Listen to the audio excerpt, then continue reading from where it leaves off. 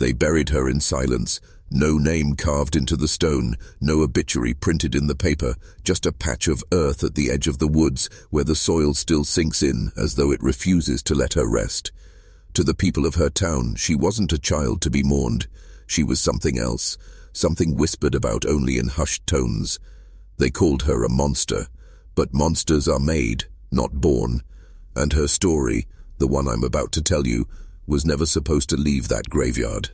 Hello everyone. Before we start, make sure to like and subscribe to the channel and leave a comment with where you're from and what time you're watching. That way, YouTube will keep showing you stories just like this one. The tale of America's most infamous inbred family has floated around for decades, passed down like a ghost story, exaggerated until no one could tell fact from fiction. But hidden beneath the rumors, beneath the uncomfortable laughter, lies something darker. Buried among the twisted branches of this bloodline is the forgotten daughter, born into the cruelty of her family's history, raised in shadows and silenced before she could ever speak for herself.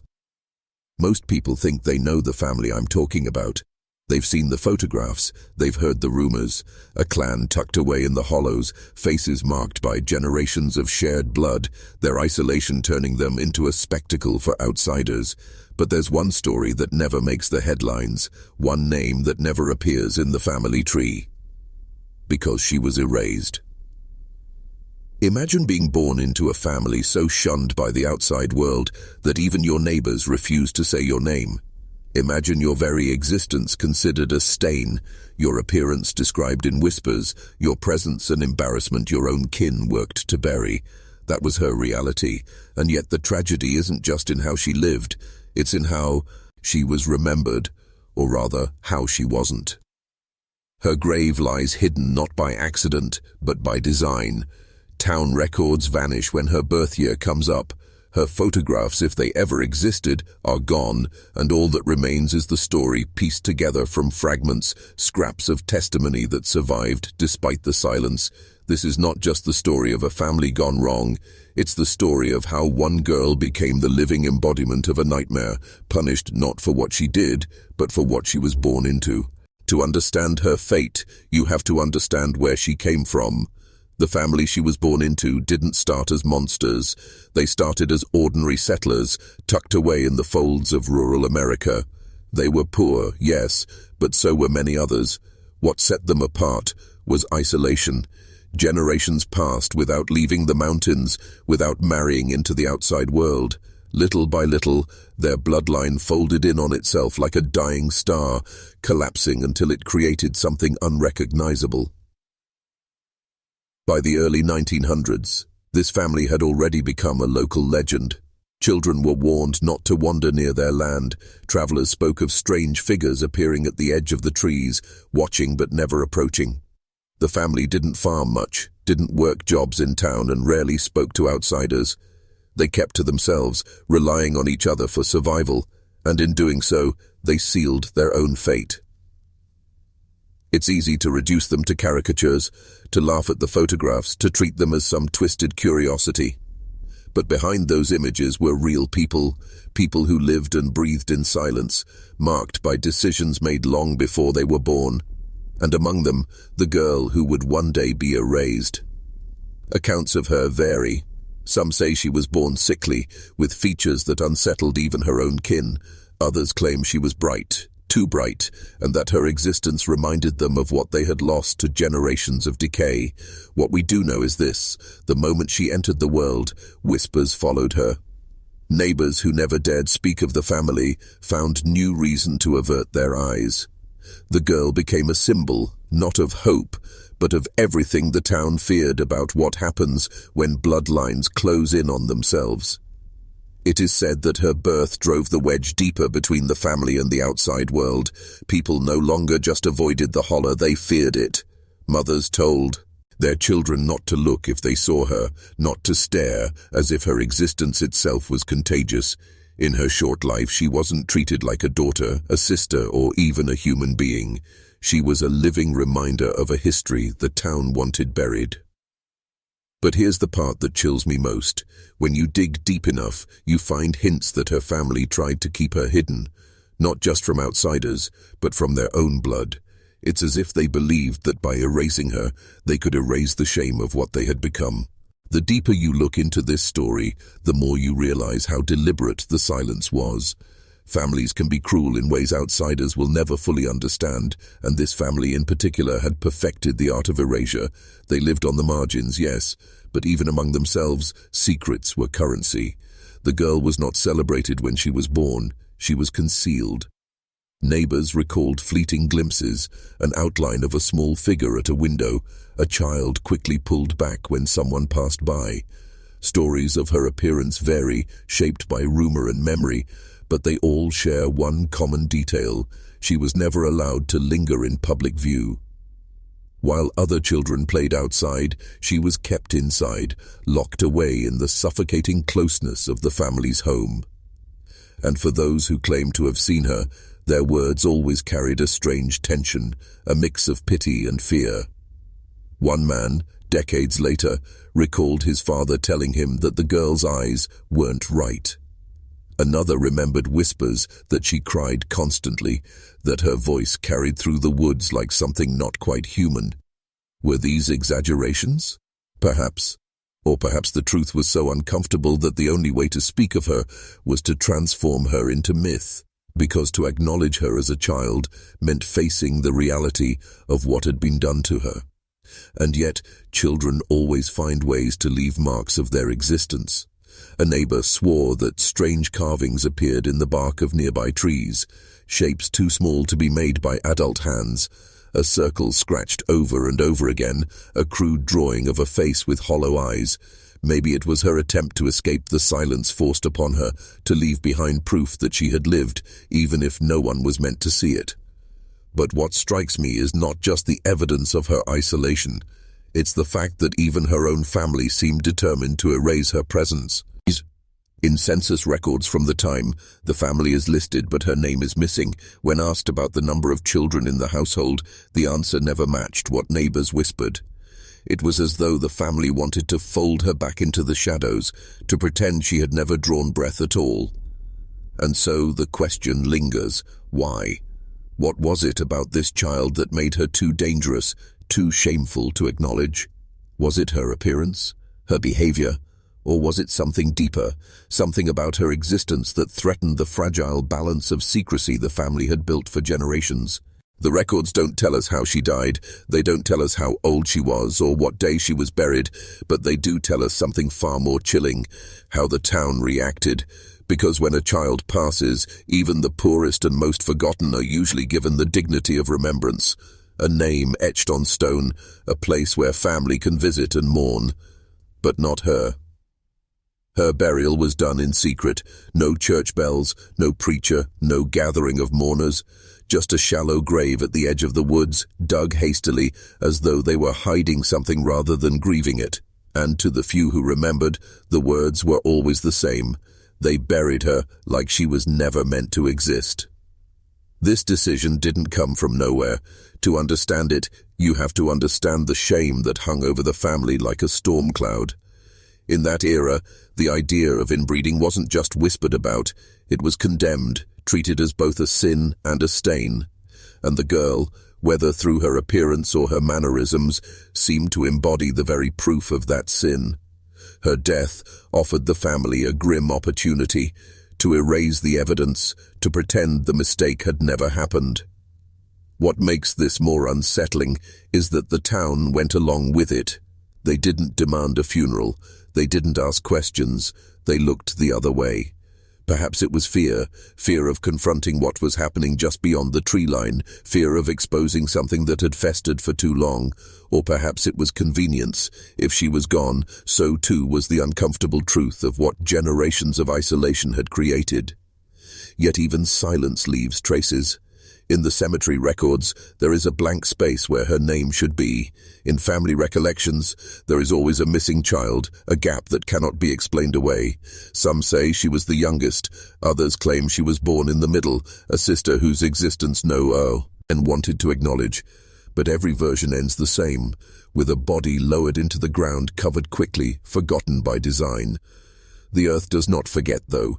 Even today, visitors to that part of the woods say the ground feels different where she lies, softer, unstable, as though her presence refuses to be erased completely. And maybe that's why this story still survives, not because people wanted to remember her, but because the earth itself refused to let her go. What happens when a life is erased? When a child is buried without a name, without a marker, without a voice? Over time, the absence itself begins to take on a shape. In her case, that shape was monstrous. The townsfolk, eager to distance themselves from guilt, began retelling her story in ways that stripped her humanity. They spoke of her cries echoing through the trees, not like a baby's wail, but like something inhuman. They described her face in grotesque detail, though none could ever agree on what exactly they saw.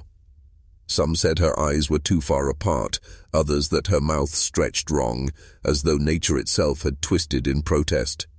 The longer her story was told, the less she resembled a girl, and the more she became a creature, an embodiment of what happens when families defy the natural order. But this transformation served a purpose. By painting her as a monster, the community justified their silence. If she was less than human, then her erasure wasn't cruelty, it was necessity. The family's secrecy, the town's complicity, all of it could be excused under the guise that she was never really one of them.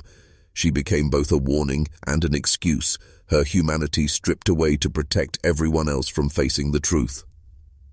And yet, fragments of the real girl still leak through the cracks. A neighbor's journal mentions hearing a small voice singing in the woods, a detail that doesn't align with the monstrous legends. Another claimed she would leave little piles of rocks outside the family's cabin door, stacked neatly as if she were begging to be seen. These small, almost tender images stand in stark contrast to the horror stories, suggesting that behind the legend was a child desperate for recognition, desperate for proof that she was more than the curse people claimed her to be. This duality is what makes her story so haunting. On one side, she is remembered as a nightmare, a faceless reminder of what inbreeding creates. On the other, she is glimpsed in fleeting moments of humanity, scratches on trees, a soft song, the quiet rebellion of a child who refused to vanish completely. And in the tension between those two images lies the real tragedy. She was never allowed to be simply a daughter, a sister, a girl. She was transformed into a myth to make her disappearance easier to bear. Silence is not empty. It is heavy. In this family, silence became the most powerful inheritance. Generation after generation learned how to hide, how to withhold, how to bury their shame in shadows rather than speak it aloud. And in that silence, the forgotten daughter was smothered twice, once in life and again in memory. When you trace the lineage, you see the same pattern. Births unrecorded, deaths unmarked, children who appear in one census but vanish in the next without explanation. It is as though the family learned long ago that erasure was easier than explanation, that to survive in their world, one had to simply accept the missing pieces, never asking where they went or why.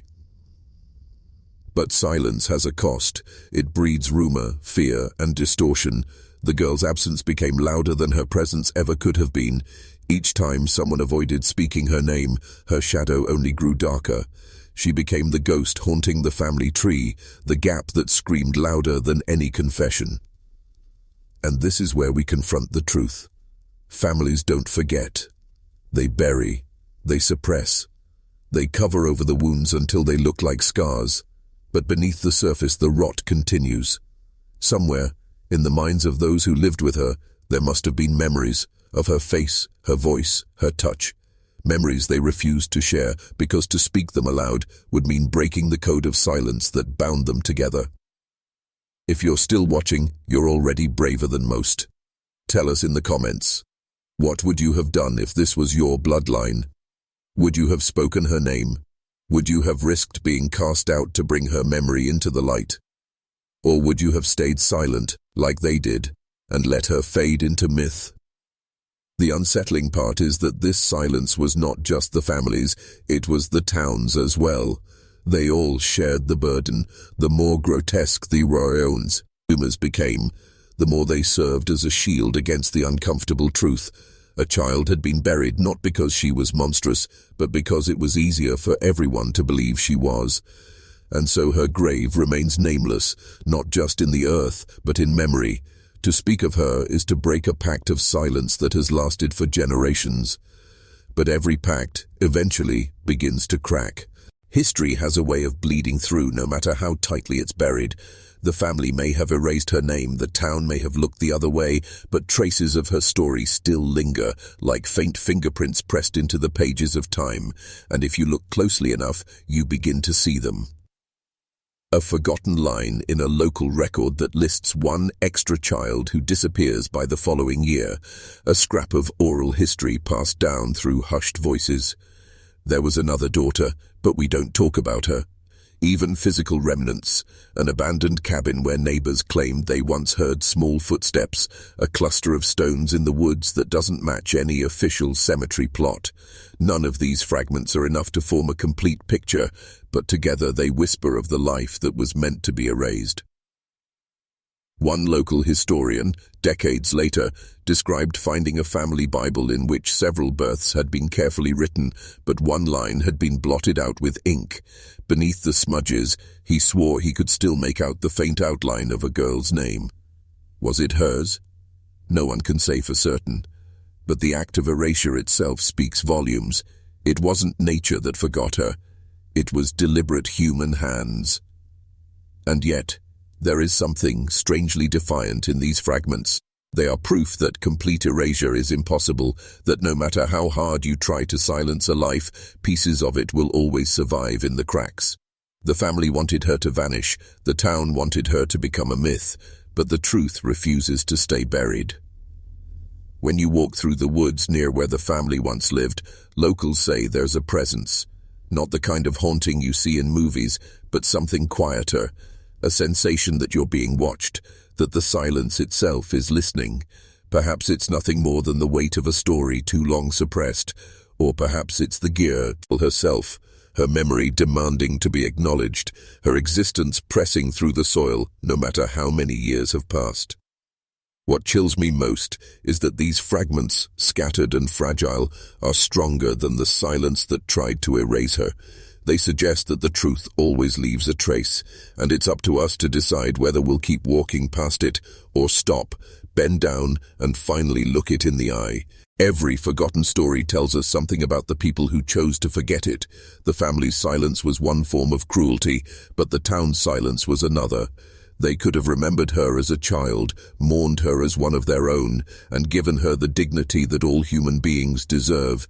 Instead, they turned her into a cautionary tale, a distorted reflection of their own fears. And isn't that what America has always done with the things it doesn't want to face? Bury them, twist them, call them monstrous. From institutions we'd rather not admit existed, to bloodlines we'd rather not trace. The easiest solution has always been silence. The forgotten daughter is not just the tragedy of one family, it's a mirror held up to an entire nation that has spent centuries burying its own uncomfortable truths. What unsettles me most is that when you strip away the myths, what remains is heartbreakingly ordinary. A little girl, born into a family that couldn't protect her, a child who scratched circles into tree bark, who may have stacked stones by a cabin door, who left behind whispers of songs sung into the woods. She wasn't a monster.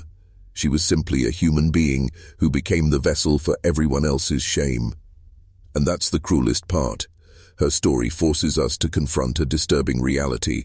Sometimes the scariest monsters are not those born of twisted features, but the ones created by silence, by neglect, by the refusal to acknowledge humanity where it exists. The real horror was never her. It was the people who chose to erase her, and the generations that allowed the silence to stand unbroken. When you look at the blank space in the family tree, when you walk past the unmarked patch of earth, you realize that the real question is not, who was she? The real question is, why were they so afraid to let her be remembered? And perhaps that's why her story still lingers. Today, Not because people want to laugh at the family, not because they want to gawk at the grotesque, but because somewhere deep down, we all recognize the fear of being erased, the fear of being buried as something less than human, the fear that, when our time comes, the world might choose silence over remembrance. The question we have to ask now is, why does her story still matter? Why, after all these years, does the shadow of one nameless girl still stretch across American memory? It matters because silence does not stay contained. It seeps, it poisons, and the family that buried her carried that poison forward, generation after generation. You can see it in their eyes, in the haunted photographs taken decades later. You can hear it in the way townsfolk still hesitate before speaking about them, as if the act of naming the family itself invites something dark into the room. That is the weight of generational trauma, the sins of silence echoing long after the body is gone. For those who lived in that hollow, life became a cycle of secrecy and shame. Children were taught not to ask questions, not to speak aloud the names that were missing. Each generation inherited not just the features of those before them, but the burden of what had been hidden, and that burden shaped them as much as the blood in their veins. The forgotten daughter is the purest symbol of that cycle. She is the silence given flesh. She is what happens when a family and a community decide that it is easier to destroy a memory than to confront the truth of it. Her grave is not just hers. It is the grave of every uncomfortable truth we bury because it makes us squirm, every shame we refuse to confront because it threatens the story we want to tell about ourselves. And that's why her story matters now, perhaps more than ever, because her silence forces us to question our own. What histories do we erase? What people do we reduce to caricatures so that we don't have to look at them as human beings? How many lives vanish between the lines of history books, dismissed as mistakes rather than remembered as souls? When we talk about the forgotten daughter, we are not just talking about one child, we are talking about a pattern as old as America itself, the urge to erase, to silence, to bury. And the chilling truth is this: no matter how deep you dig the grave, the earth always remembers, the silence always cracks, and eventually the stories crawl back into the light, demanding to be told. And so we arrive at the end, or perhaps not the end at all, because her story does not rest beneath that patch of earth. It lingers in the air, in the archives, in the whispers of locals who still look over their shoulder when her name comes close to the surface. She is both buried and unburied, silenced and yet still speaking. Think about what it means to be erased, to be born into a world that decides you are not worth remembering, to have your existence reduced to rumors, your humanity stripped away, your final resting place left unmarked as if you were nothing but a mistake.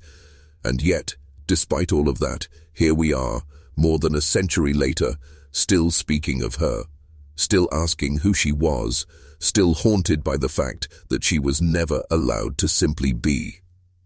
That is the irony of silence. The more tightly you hold it, the louder it eventually breaks. By trying to bury her as a monster, they made her unforgettable.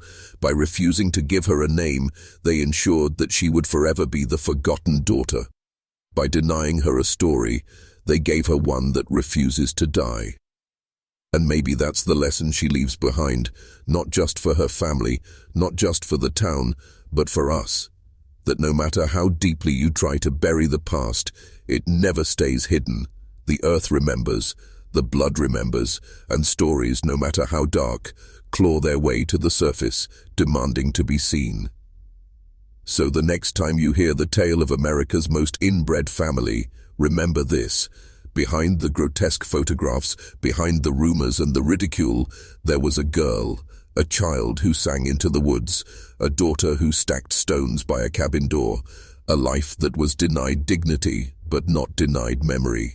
And though her grave may bear no name, the story we've uncovered here tonight ensures that she is not forgotten.